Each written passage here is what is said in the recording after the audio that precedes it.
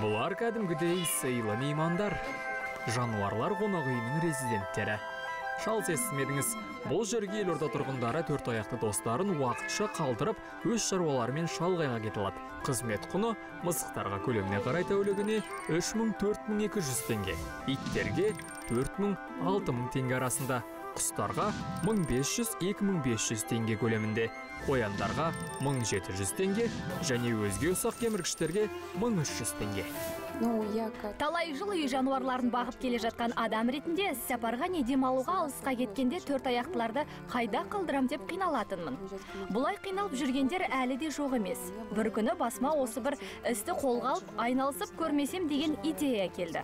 Алғашында кішкентай территориядан бастап, қазір міне үлкен ауқымды қонақ үйге айналдық.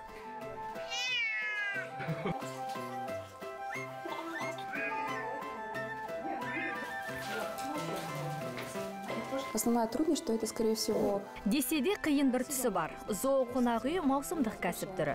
Мереке кездері жазғы демалыс уақытында бос орын қалмай, лық толы болып тұрамыз.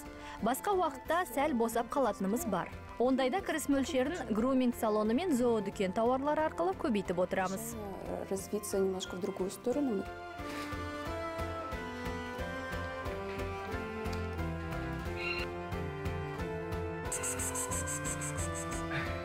У нас котики кушают. Мысықтарымыз кесе бойынша тамақтанады. Кейде қожайындар қоректену ерекшеліктерін түсіндіріп береді. Біреуі күніне 3 рет, кейбірі 2 рет азықтанады. 2 раза в день, кто-то кушает 3 раза в день.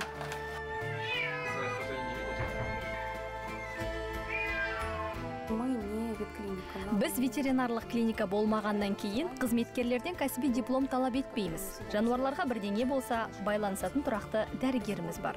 Мамандарға қоятын басты талап диплом емес, жануарларға деген махаббаты мен мейірімділігі. Ветеринардың барлығы бірдей махаббатқа ие деп айтпас едім. Хозяева боятся.